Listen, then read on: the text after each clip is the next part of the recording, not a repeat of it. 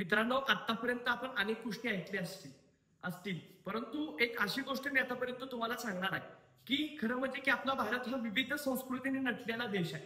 कारण की ह्या भारताला प्रचंड मोठा एक इतिहास आहे. आता इतिहासाच्या प्रमाणे जर आपण पाठीमागच्या गोष्टी बघत गेलो तर आपल्या लक्षात येतं की आपल्याला भारताला किती मोठा इतिहास आहे. खरं म्हणजे की प्रत्येक वर्षी जी गोष्ट घडते किती म्हणजे की भक्ती आणि शक्ती याचा संगम छत्रपती शिवरायांचा अनेक ठिकाणी आपल्याला झालेला दिसून येतो. आता भक्ती म्हणजे काय आणि शक्ती म्हणजे काय हे मला वाटतं की सर्वप्रथम आपल्याला सांगणं गरजेचं आहे. कारण की महाराष्ट्रात तुम्हाला सांगतो, महाराष्ट्र ओळखला जातो हा संतांचा छत्रपती शिवरायांचा हा महाराष्ट्र ओळखला जातो. परंतु या महाराष्ट्रात तुम्हाला सांगतो भक्ती आणि शक्ती याची प्रचंड मोठी एक परंपरा आहे. ती म्हणजे काय तर तुम्हाला सांगतो शक्ती म्हणजे काय आणि भक्ती म्हणजे काय तर तुम्हाला सांगतो ज्या वेळेस भक्ती कोणत्याही गोष्टीमध्ये शिरते त्याचं प्रारब्ध किंवा त्याची एखादी गोष्ट मोठ्या प्रमाणात होते.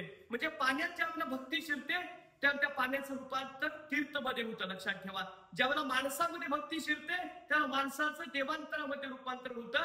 ही खऱ्या अर्थानं भक्तीची ताकद आहे. आता शक्ती म्हणजे काय तर आमच्या छत्रपती शिवरायांनी 18 पगड जाती 12 बलुतदारांना एकत्रित घेऊन हिंदवी स्वराज्य निर्माण केलं.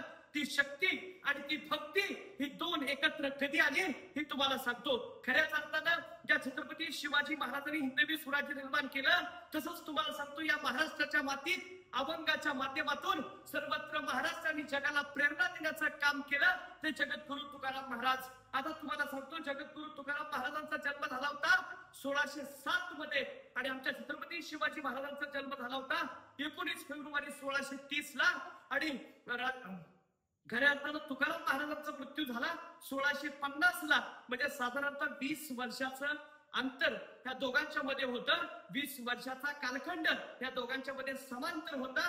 अगदी तुम्हाला सांगतो असंच तुम्हाला सांगतो की देहूच्या तिथे शिवाजी महाराज एकदा जगद्गुरु तुकाराम महाराजांच्या संत तुकाराम महाराजांच्या कीर्तनाला गेले होते आणि तुकाराम महाराजांच्या कीर्तनाला गेल्यानंतर तुम्हाला सांगतो तिकडून ऐकायला बसले, नाला तिळा लागायला सुरुवात झाली. एकदा तुम्हाला सांगतो कीर्तनाचा अभंग सुरू झाला. तुकाराम महाराजांच्या कीर्तनामध्ये तल्लीन झाले शिवाजी महाराज आणि तेवढ्याच मध्ये तुम्हाला सांगतो मुघलांनी आक्रमण केलं आणि त्याच वेळेला जगद्गुरु संत तुकाराम महाराज तुम्हाला सांगतो कीर्तन करता करता विठ्ठलाला शरण गेले आणि त्याला भगवान विठ्ठल म्हणून धावून आला. ते म्हणजे छत्रपती शिवाजी महाराज तुम्हाला सांगतो.